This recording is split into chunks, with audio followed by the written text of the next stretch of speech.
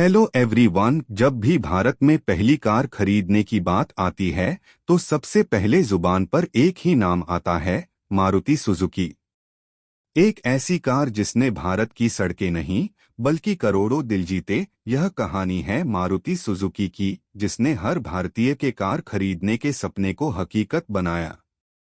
क्या मारुति सुजुकी आने वाले इलेक्ट्रिक और एसयूवी युग में अपनी बादशाहत बनाए रख पाएगी?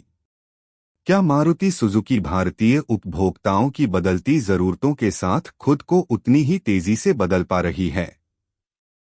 सुरक्षा, टेक्नोलॉजी और प्रीमियम सेगमेंट में पीछे रहने के बावजूद क्या मारुति सुजुकी भारतीय बाजार पर अपना वर्चस्व कायम रख सकेगी? मारुति सुजुकी का इतिहास, शुरुआत और स्थापना। मारुति सुजुकी इंडिया लिमिटेड, जो पहले मारुति उद्योग लिमिटेड के नाम से जानी जाती थी, भारत की सबसे बड़ी कार निर्माता कंपनी है। इसकी शुरुआत 1971 में भारत सरकार की एक परियोजना के रूप में हुई थी। सरकार का उद्देश्य एक ऐसी कार बनाना था जो आम भारतीयों के लिए किफायती और उपयोगी हो। मारुति उद्योग लिमिटेड की स्थापना 1981 में भारत सरकार ने मारुति उद्योग लिमिटेड की स्थापना की और 1982 में जापान की automobile company Suzuki motor corporation के साथ साझेदारी की। सुजुकी ने कंपनी में 26% हिस्सेदारी ली, जो बाद में बढ़कर 40% हो गई। पहली कार मारुति 800 1983, 14 दिसंबर 1983 को मारुति 800 लॉन्च की गई, जिसे भारत की पहली आम आदमी की कार कहा जाता है। यह कार बेहद सफल रही और भारतीय बाजार में क्रांति लेकर आई। इसकी कीमत लगभग 47,500 रुपये थी और यह एक विश्वसनीय, किफायती और आधुनिक कार थी। 1990 का दशक, नई गाड़ियों का आगमन। 1990 के दशक में मारुति ने कई नई कारें पेश कीं, जैसे Maruti Omni 1984, Maruti Gypsy 1985, Maruti Esteem 1994, Maruti Zen 1993। 2000 का दशक, प्राइवेटाइजेशन और ग्रोथ। 2003 में भारत सरकार ने अपनी हिस्सेदारी बेच दी, जिससे मारुति पूरी तरह से सुजुकी मोटर कॉरपोरेशन के स्वामित्व में आ गई। कंपनी ने वैगन आर 1999, स्विफ्ट 2005, डिजायर 2008 और ऑल्टो 2000 जैसी लोकप्रिय कारें लॉन्च कीं। मारुति सुजुकी ने 2005 में अपना पहला डीजल इंजन लॉन्च किया। 2010 के बाद आधुनिक युग और एसयूवी मार्केट में एंट्री। 2012 में मारुति सुजुकी ने एर्टिगा और 2014 में सेलेरियो लॉन्च की, जिसमें ऑटोमेटिक मैनुअल ट्रांसमिशन था। 2015 में कंपनी ने अपनी प्रीमियम शोरूम चेन नेक्सा शुरू की। 2016 में विटारा ब्रेजा और 2017 में इग्निस लॉन्च की गई। 2022 में ग्रैंड विटारा और जिम्नी जैसी नई एसयूवी पेश की गईं। मारुति सुजुकी के मार्केट शेयर में वर्षों में कई बदलाव आए हैं। शुरुआत से अब तक इसकी बाजार में हिस्सेदारी का संक्षिप्त विवरण इस प्रकार है। 1980 से 1990 शुरुआती वर्चस्व 80% से अधिक। 1983 में मारुति 800 लॉन्च होते ही भारतीय ऑटोमोबाइल उद्योग में क्रांति आ गई। उस समय भारत में प्रमुख रूप से एम्बेसडर, हिंदुस्तान मोटर्स और प्रीमियर पद्मिनी कारें ही थीं, जो महंगी और कम फ्यूल एफिशिएंट थीं। मारुति की किफायती और फ्यूल एफिशिएंट कारों के कारण इसका मार्केट शेयर 1985 तक 80 से 85% तक पहुंच गया। 1990 तक कंपनी का भारतीय कार बाजार पर लगभग 83% नियंत्रण था। 1991 से 2000 प्रतिस्पर्धा बढ़ी, लेकिन दबदबा कायम 60 से 80%। 1991 में भारत में आर्थिक उदारीकरण, लिबरलाइजेशन हुआ, जिससे विदेशी कंपनियों को भारत में निवेश करने का मौका मिला। 1993 से 1998 के बीच टाटा, हुंडई और फोर्ड जैसी कंपनियों ने भारतीय बाजार में प्रवेश किया। हालांकि मारुति सुजुकी की ज़ेन, एस्टीम और ऑल्टो जैसी नई गाड़ियां काफी सफल रहीं। इस दौरान कंपनी का मार्केट शेयर 60 से 80% के बीच बना रहा। 2000 से 2010 नई कंपनियों की एंट्री, हिस्सेदारी घटी 45 से 60%। इस दशक में हुंडई, टाटा, होंडा, फोर्ड और शेवरले टी जैसी कंपनियों ने अपनी पकड़ मजबूत की। खासकर हुंडई सैंट्रो और टाटा इंडिका जैसी कारों ने मारुति को कड़ी टक्कर दी। इसके बावजूद ऑल्टो, स्विफ्ट, वागनार और डिजायर जैसी कारों के कारण कंपनी की बाजार में पकड़ बनी रही। इस दौरान मारुति का मार्केट शेयर 50 से 60% के बीच रहा। 2010 से 2020 एसयूवी मार्केट में एंट्री और स्थिरता 45 से 55%। भारतीय ग्राहकों का रुझान एसयूवीज और कॉम्पैक्ट एसयूवीज की ओर बढ़ने लगा। 2016 में मारुति ने विटारा ब्रेजा लॉन्च की, जिसने एसयूवी सेगमेंट में कंपनी की पकड़ मजबूत की। इसी दौरान निसान, किया, एमजी मोटर्स और महिंद्रा जैसी कंपनियों ने एसयूवी सेगमेंट में बड़ी हिस्सेदारी ले ली। 2018 तक मारुति सुजुकी की बाजार हिस्सेदारी 50% के करीब थी, लेकिन नई प्रतिस्पर्धा के कारण यह 45 से 50% तक आ गई।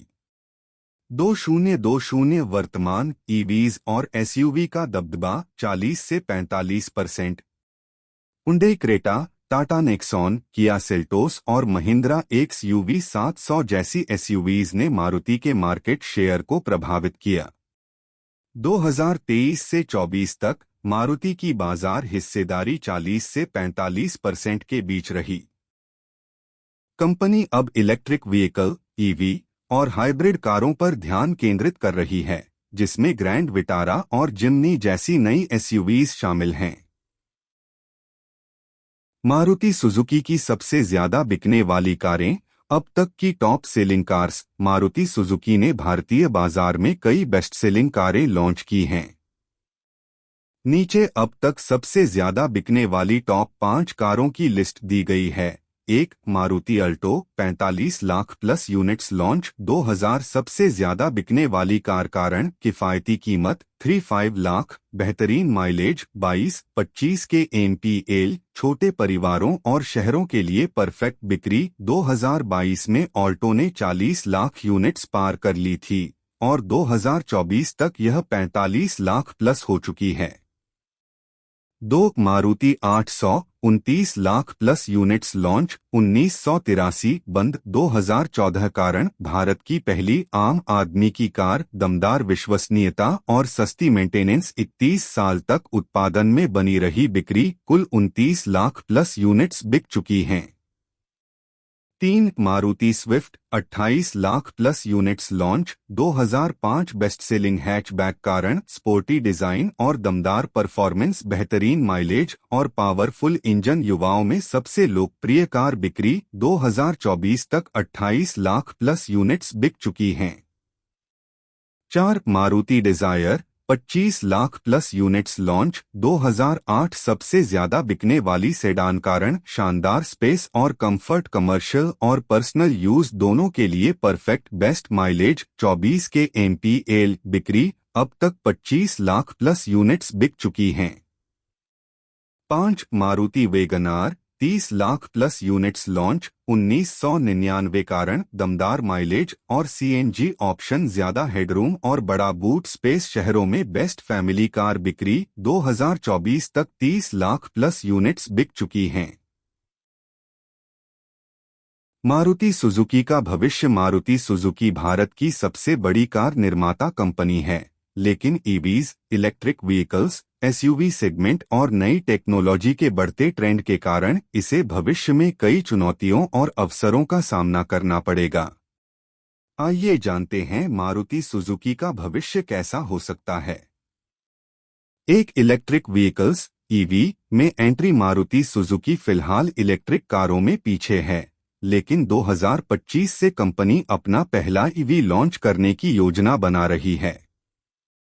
आने वाली ईवीज। मारुति ईवी एक्स 2025 पहली made in India electric SUV, single charge पर 550 किलोमीटर की रेंज होगी। 2030 तक मारुति 6 नए ईवी मॉडल लॉन्च करने की योजना बना रही है। चुनौतियां: भारत में चार्जिंग इंफ्रास्ट्रक्चर की कमी, इलेक्ट्रिक कारों की कीमत अधिक होने से बिक्री पर असर। अवसर: मारुति की बजट ईवीज आने पर यह सेगमेंट में टाटा और महिंद्रा को कड़ी टक्कर दे सकती है। 2 एसयूवी और प्रीमियम कार सेगमेंट में विस्तार: पहले मारुति की पहचान छोटी कारों से थी, लेकिन अब एसयूवी और प्रीमियम सेगमेंट पर फोकस बढ़ाया जा रहा है। नई एसयूवीज और प्रीमियम कारें: ग्रैंड विटारा हाइब्रिड टेक्नोलॉजी के साथ, जिम्नी ऑफरोड एसयूवी, फ्रोंक्स कूपे स्टाइल एसयूवी, इन्नोवा हाईक्रॉस का मारुति वर्जन 2024 से 25। भविष्य की रणनीति: मारुति जल्द ही फुल साइज एसयूवी और एमपीवी पर भी फोकस करेगी। टोयोटा के साथ पार्टनरशिप से हाइब्रिड और इलेक्ट्रिक टेक्नोलॉजी को अपनाने में मदद मिलेगी।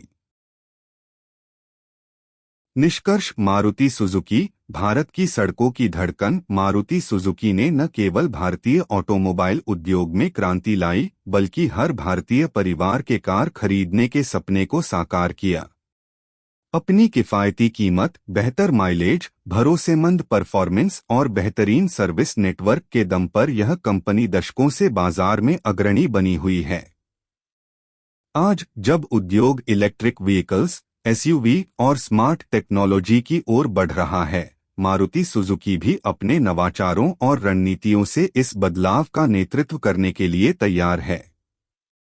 चाहे बात छोटी कारों की हो, हाइब्रिड टेक्नोलॉजी की हो या आने वाले इलेक्ट्रिक भविष्य की, मारुति सुजुकी हमेशा भारत की पहली पसंद बनी रहेगी। मारुति सुजुकी, भारत की गाड़ी, हर घर की सवारी। That's it for today. Let me know your thoughts in the comments below.